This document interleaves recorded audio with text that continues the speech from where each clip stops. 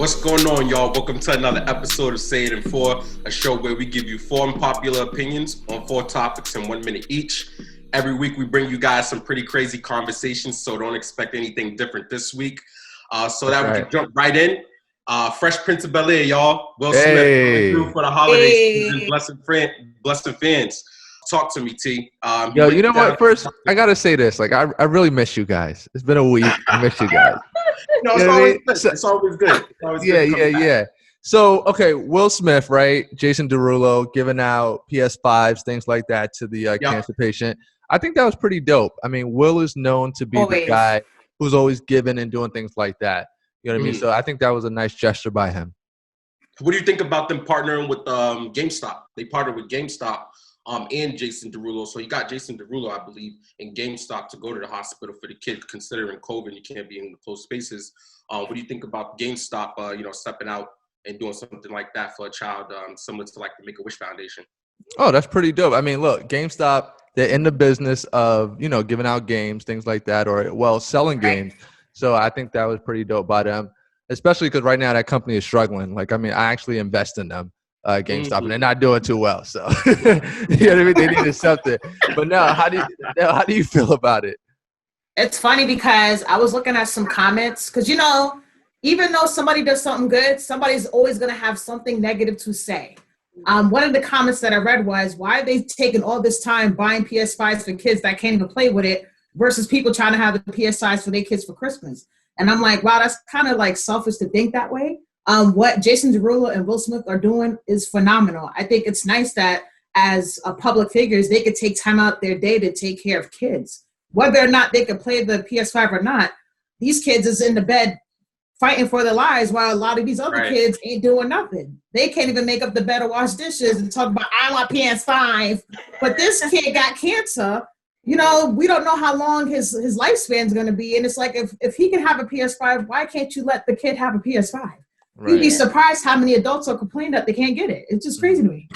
Yeah, and I mean, Will's not the only one doing it, right? So Sharnetta had mentioned earlier about like Little Baby and Meg. She did it too, right? So it's a couple of celebrities that's in the game of giving out PS5s right now.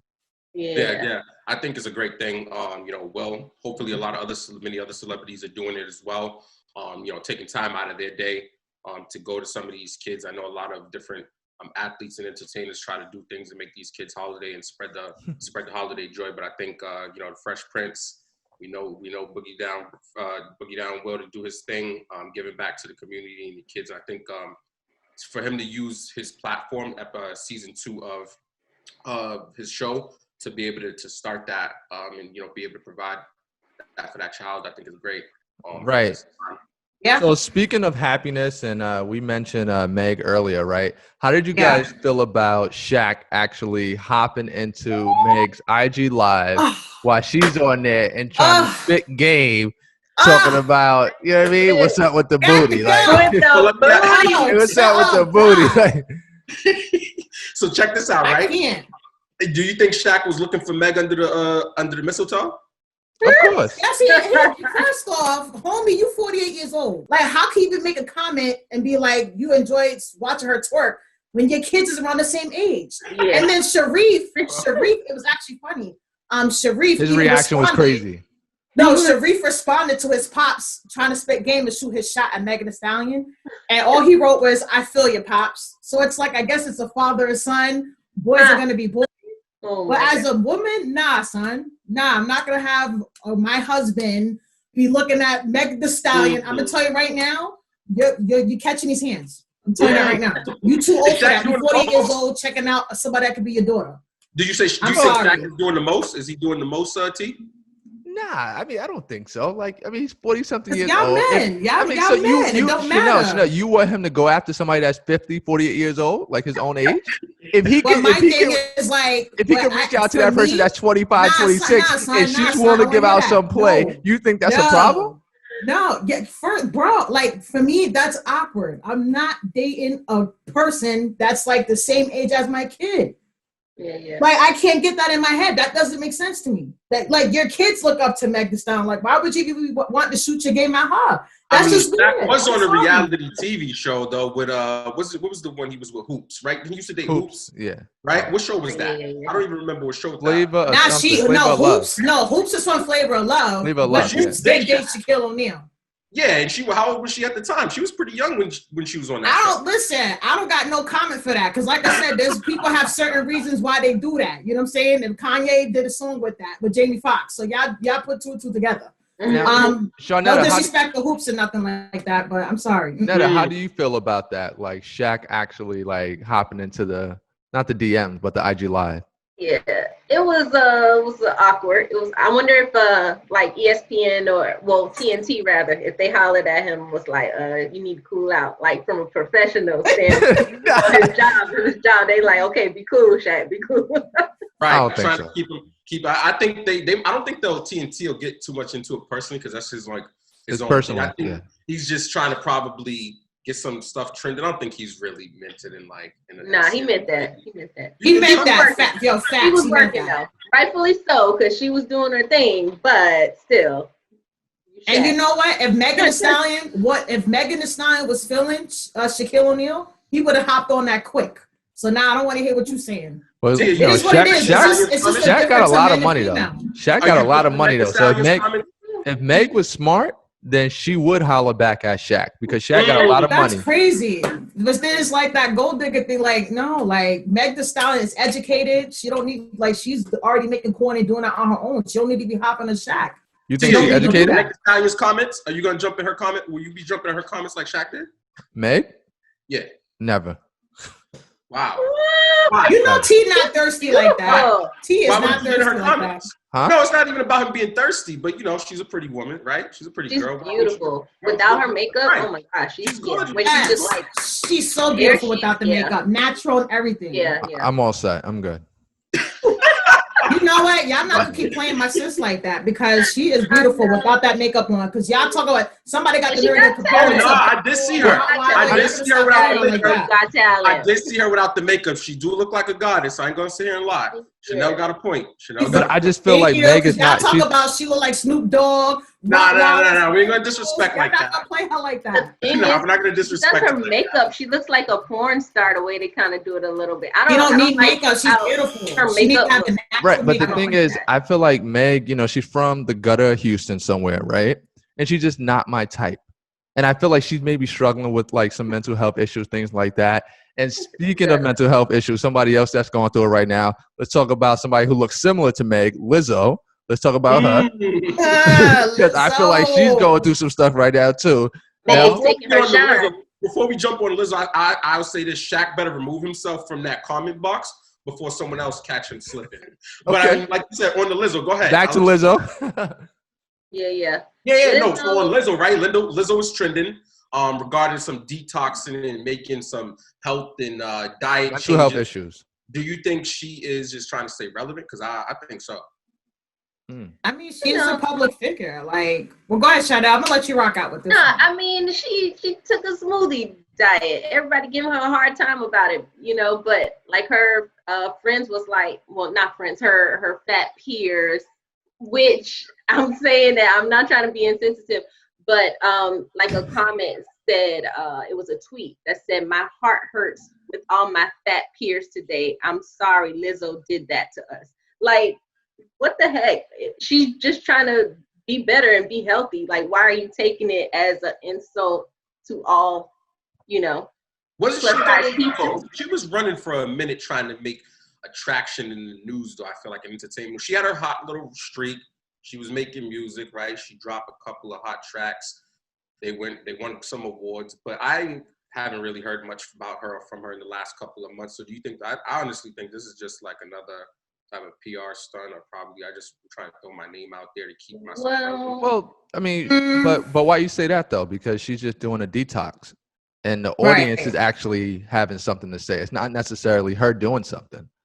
Right. Well, I feel like over the last couple of times, at least that I've seen her pop up in the media, is just like it's just been stories about.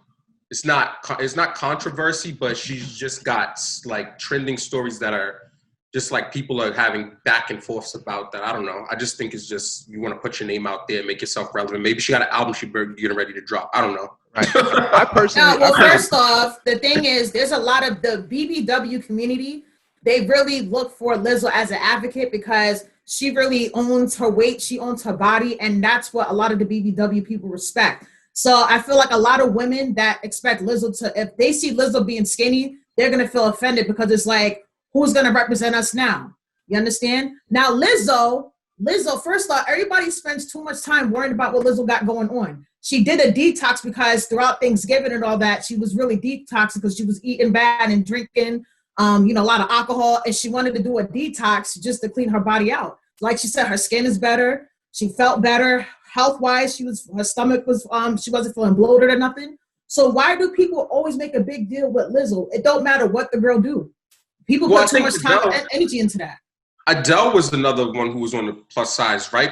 And she went and did what she had to do, but she didn't make a big, social media, public outcry about it. She just went and took her thing. But Josh, she's also, but Lizzo is also an advocate for, the plus size women and stuff like that. So right. I think, but Adele was pretty big too, right? She was a pretty large woman. But I don't think she was as big as Lizzo in terms of being an advocate. Right, but Adele and Lizzo's on two different spectrums too. You understand? Like Lizzo is more. She's really not saying Adele's not engaged with her fans, but Adele's not twerking on tables and bow, bow, bow, two pieces and all that. That's right. Really what she meant. The twerking. Meg stole her shine with twerking. That's really what it's boiling down to. Nah, you know what? It is what it is because Lizzo be twerking and all that. She eat and twerk at the same time. Is like. Yeah. She was the twerk queen before. She was twerking. She was the twerk queen. And they both from Houston, so it is what it is. But question for you guys: do you feel like maybe Lizzo is actually going through some mental health things right now? She probably is. She probably is. If I was in her position, for me, if I have to keep, because I can only imagine how much negative energy this girl's getting on a daily basis. You got to do this. You got to do that. Like a little bit of what Josh was saying was like, I don't want to say too much publicity stunts, but entertainment sells. There could be a lot of like psychological, there could be a lot of emotional things Lizzo's going through. And, when I watched her video, like she seemed kind of depressed, explaining her taking a detox. So yeah, I think she does have secretly have issues. I'll say this. I don't want to be insensitive to anybody, especially on this topic when it comes to, like the BBW community. But, we talked about health in the last episode and doing the right things to make sure we're doing the right habits, right? So the only thing I can say is, Lizzo, if you don't want to have this conversation about health anymore, put the hamburgers, the ice creams, and the french fries down, and we won't be having this discussion anymore. And you guys talk about me. Did you hear him? You guys talk about me. I'm just saying, we need to do better. Terrence, you came at me last time. You hear that? But wait a minute. How do you know that Lizzo is not suffering from some type of addiction, or maybe she just go to food to fix some of her issues and things like that? And you just amplified it. You just made it worse by saying what you said. So she can't. I'm trying to help her. Hold on. She can't even come to the black man for support because you want to sit there and dog her out about her eating habits. Oh my God. That's crazy to me. That's crazy to me. But listen, we'll be right back. We'll be right back. We got to pay some bills.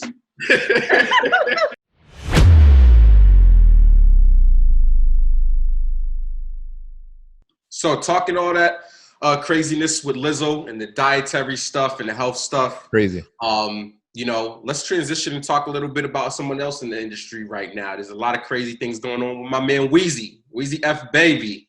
Yeah. I don't know if y'all seen, but recently he just was arrested, pled guilty to some gun charges, facing about 10 years in prison.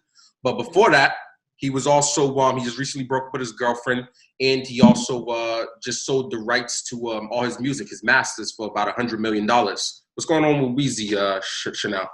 I don't know what's going on with the brother. I mean, you sold your masters for $100 million. What you really needed with the money? Was you trying to use that for bail to get yourself out? Because I thought he was on bail for $250,000 now. And selling your master for $100 million, what does that mean for your kids? I thought Right. you keep those masters so they could be passed down, have generational wealth. Not saying that he doesn't. Like I said, I'm not in his business to know. I'm sure he has something lined up, but I can't explain why he would sell his masters like that. I mean, 100 million. I don't know. Yeah, I don't know how I feel about to be honest with you, I'm kind of confused on, how something like this can even happen to Lil Wayne. He's super rich, right? And then going to prison and all this stuff like that. Like how are you getting in trouble being so wealthy? Like, how is that happening to you? Well, he got a gun on him. Not Right? He's a wealthy. convicted felon. He's not wealthy. That's like, remember, like a few years ago, Jay-Z had to bail him out. He paid like his taxes and stuff off. He was in a whole long thing with Birdman not giving him his money. But even still, earlier, Lil Wayne has a long career. He had to make something. I don't know what he did with it, what happened, but to be in a position to where you have to sell your masters, and even still, like 100 million, he can blow through that quickly. And like Chanel was saying, now what about your kid's future? Because now once you blow through that 100 million, now what? How do you blow through $100 million? I mean, easy. Like you said, they get the Jordans. Well, he's upscale, so he get Christian Dior. Probably got him a ghost a ghost Rolls Royce up in there somewhere. Okay. Gotti probably got a Listen, couple. he was a hot boy back in the day. Hot boys, right? The 504 boys. Boy. You got to take care of some of them people back in Louisiana. Yeah. You owe a little something to them people. They're gonna feel like that. Now that you about to say something. His former manager right now has a lawsuit on him for 20 million. So now you're down to 80. Minus the 80 off top. Wait, but they also take taxes out, right? Yep. You gotta take taxes out of Let him live. He was doing that little photo op back in October with Trump. Right before the election, he probably was working out a little pardon deal or something for these charges he got right now. Can I ask you a legit question? Like, all jokes aside, why is he carrying guns with him? Like, doesn't he not have bodyguards? I mean, somebody that's big like Lil Wayne, I would think he would have a team of people like watching his back. So why do they carry all these guns? Like, I don't understand. A lot of those charges. You got these things in the hip hop now, right? Where a lot of these guys are being targeted, a lot of them are being killed. And a lot of these artists feel like, the only way out is probably to keep the protection and, on them themselves, keep that gun on you. In the event that something does happen, you're ready yourself. They're not waiting for it. In some of these states, like Louisiana's and the North Carolinas and the Georgias, you can have your gun, right? I know there's an artist out right now, a young artist. He walks around, he carries his gun on him no matter what city he's in, because you just never know whether or not you got the security right there. They're not paying attention. I'll say this. If I was an artist, I would have a gun on me as well. Not saying I'm going to do anything wrong. I wouldn't. Deal with it. You're carrying back. You're not carrying you carrying multiple weapons. So I'm just trying to understand. Like, if you live in that kind of lifestyle, like I'm not understanding why you're taking all those weapons with you. I'm being straight up. Like, I mean, for him, he got a lot of people on his team, right? So somebody else can take that heat.